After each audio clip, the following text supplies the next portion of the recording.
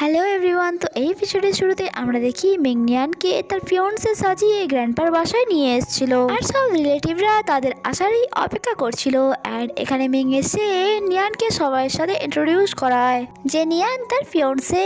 But grandpa তো এটা শুনে অনেক বেশি রেগে যায় অ্যান্ড মিংকে সাইডে আসতে বলে যে তোমার সাথে আমার কিছু কথা আছে। যাওয়ার আগে সে নিয়ানকে বলে যে এরা সবাই আমার রিলেটিভস, তাই তাদের সাথে ভালো করে ডিল করবে। বাট তুমি যদি এখান থেকে পালিয়ে যাও তাহলে ওই ল্যান্ডটির ব্যাপারেও ভুলে যাও। তারপর সে গ্র্যান্ডপার সাথে কথা বলার জন্য সাইডে চলে যায়। বাট গ্র্যান্ডপা তো অনেক বেশি রেগেছিল তার উপর। অ্যান্ড সে মিংকে বলে তুমি কি পৃথিবীতে আর কোনো মেয়ে পেলে না যে এই মেয়েটিকেই তুমি তোমার ফিয়ন্সে হিসেবে চুজ করলে? তুমি কি জানো না তার মম পাস্টে তোমার ড্যাডের সাথে কি করেছিল?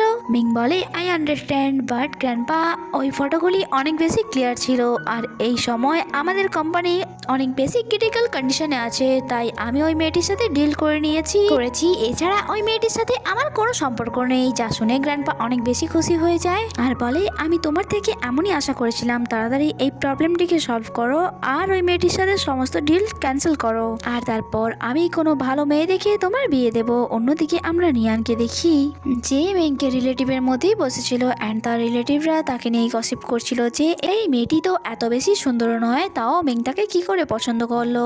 অ্যান্ড হং যখন সেখান দিয়ে উঠে চলে যাচ্ছিল তার আবারও একবার মেং এর সাথে দেখা হয়। হং তাকে তার ড্যাডের পাস্ট নিয়ে কথা শোনাচ্ছিল, এমনকি সে মেংকে তার ড্যাডের অবৈধ সন্তানও বলে। বাট মেং তার কথা নিয়েই তাকে পাল্টে আঘাত করে যে এই অবৈধ সন্তানই তোমার কোম্পানির সিইও যা বলে মেং তো সেখান থেকে চলে যায়। বাট হংয়ের এই কথাটা শুনে অনেক বেশি রাগ হচ্ছিল তার উপর। অন্যদিকে ওই লেডি যারা নিয়ানকে নিয়েই গসিপ করছিল যে এই মেয়েটি নাই শুনতে পায় নাই কথা বলতে পারে, তারপরেও মিং তাকে কি করে পছন্দ করলো। আমার তো মনে হয় আসলে তাদের কোম্পানি জেনলিনকে সানিও কোম্পানি কিনে নিতে চলেছে, তাই মিস্টার হাও তার মেয়েকে ইউজ করছে নিজের কোম্পানিকে বাঁচানোর জন্য।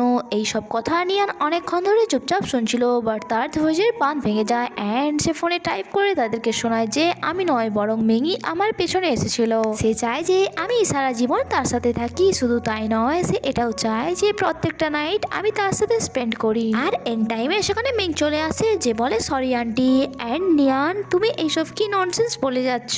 তুমি তোমার বসের নামে রিউমার্স ছড়াচ্ছ, তার জন্য আমি 10 পয়েন্টস মাইনাস করলাম তোমার। নেক্সট দিন আমাদেরকে লাঞ্চে দেখানো হয় যেখানে মেং একটু রোমান্টিক হতে চাইছিল যাতে সবাই জানতে পারে যে তারা কাপল, তাই সে নিয়ানকে খাবার সার্ভ করতে বলে তার জন্য আর বলে এটার জন্য আমি তোমাকে 2 পয়েন্টস দেবো। বাট নিয়ান তাকে ইশারায় বলে নাও 5 পয়েন্ট। যা শুনে মেংকেও রাজি হয়ে যায়। নিয়ান তাকে ফিশ তোলে সার্ভ করে। বাট হং বলে যে মেং তোমার তো ফিশে অ্যালার্জি তাই না? বেচারা নিয়ান কি করতো কারণ সে এই ব্যাপারে জানতো না, তাই সে সেটা তুলে নিচ্ছিল। কিন্তু মেং বলে যে তাতে কি হয়েছে, আমি একবার তো খেতেই পারি। আর তারপর সে নিয়ানের কানে কানে বলে যে তুমি তোমার বসকে হার্ম করার চেষ্টা করেছো, তাই তার জন্য আমি 20 পয়েন্টস মাইনাস করছি তোমার। বেচারা নিয়ান তো এই ব্যাপারে জানতোই না। এরপরে হং বলে যে আমাদের কোম্পানি তোমাদের কোম্পানিকে কিনতে চলেছে, তাই এই ব্যাপারটি নিয়ে তুমি মিংকে ব্লেম করো না কারণ তার এটা একার ডিসিশন ছিল না। যখন কি সে অনেক কনফিডেন্টের সাথে টাইপ করে জানায় যে এইসব বিজনেস রিলেটেড ব্যাপার নিয়ে আমাদের রিলেশনশিপে কোনো রকম এফেক্ট পড়বে না, যা শুনে মিংকেরও ভালো লাগে। গ্র্যান্ডপা বলে ব্যাস তাহলে আর তো কোনো কথাই রইল না, শুধুমাত্র তাড়াতাড়ি করে কনফারেন্স রাখো আর সকলের সামনে এটা ক্লিয়ার করো এই মেয়েটি তোমার ফিয়ন্সে। অন্যদিকে পাশায় লিনিয়ান তাদের দুজনের এই রিলেশনশিপ নিয়ে অনেক বেশি হিংসে করছিল। যখন কি লুসাও বলে মম যদি নিয়ানের বিয়ে মেংকের সাথে হয়ে যায় তাহলে কি এটা হতে পারে না যে আমাদের কোম্পানি বিক্রি হওয়া থেকে বেঁচে যাবে? লিনিয়ান বলে যে তুমি কি জানো না নিয়ান আমাদেরকে কত বেশি ঘৃণা করে, আর যদি এমনটা হয় তাহলে সব কন্ট্রোল তার হাতে চলে যাবে আর আমরা কিছুই পাবো না। লুসাও বলে মম তুমি একদম ঠিক কথা বলেছো, আমি এবার সবকিছু বুঝতে পারছি। মম যদি আমি গোমিংকে সেডিউস করে নিই তাহলে সে নিয়ানের সাথে ব্রেকআপও করে নেবে।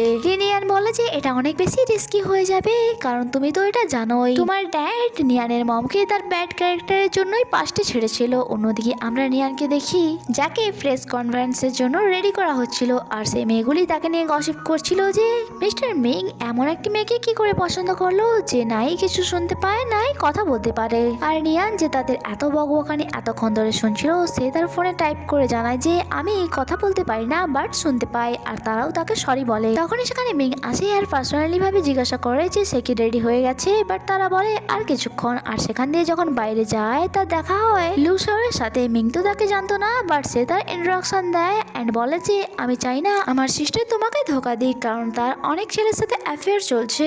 এই বাহানায় সে মিং এর ক্লোজ হতে চাইছিল, বাট মিং তাকে তার ক্লোজ হতে দেয় না অ্যান্ড বলে আমি সব বুঝে গেছি। এটা বলে সে সেখান দিয়ে চলে যায়। নেক্সট সিন আমাদেরকে প্রেস কনফারেন্সে দেখায় যেখানে তার মা মেয়ে দুজনেই এসেছিল। আর তখনই সেখানে মিং নিয়ানের হাত ধরে আসে আর সকলের সামনে এটা অ্যানাউন্স করে যে নিয়ান আমার ফিয়ান্সে, বাট আমি তার সেফটির জন্য এই ব্যাপারটি সিক্রেট রাখতে চেয়েছিলাম। অ্যান্ড তখনই সকলের ফোনে একসাথে একটি মেসেজ আসে। এই ব্যাপারটিকে নিয়ে সকলের মধ্যে হাঙ্গামা শুরু হয়ে যায়। তখনই অ্যাসিস্ট্যান্ট মিংকে এসে জানায় যে মিস নিয়ানের এগেনস্টে কিছু ফটো আপলোড করা হয়েছে, যাতে এটা দেখানো হচ্ছে যে তার অনেক ছেলের সাথে অ্যাফেয়ার চলছে। নিয়ান সকলকে ইশারা করে এটা বোঝানোর চেষ্টা করছিল যে এইসব মিথ্যে, কিন্তু কেউই তার কথা বিশ্বাস করছিল না। তাই মিং তাকে হাত ধরে সেখান থেকে নিয়ে যায় অ্যান্ড এখানেই এই এপিসোডই শেষ হয়। তার মানে কি সত্যি নিয়ানের অনেক ছেলের সাথে অ্যাফেয়ার চলছে, না এইসব কারো ষড়যন্ত্র? তা তো আমরা ড্রামার আগে গেলেই জানতে পারবো। দেখা হচ্ছে পরের এপিসোডে। Stay connected, bye bye.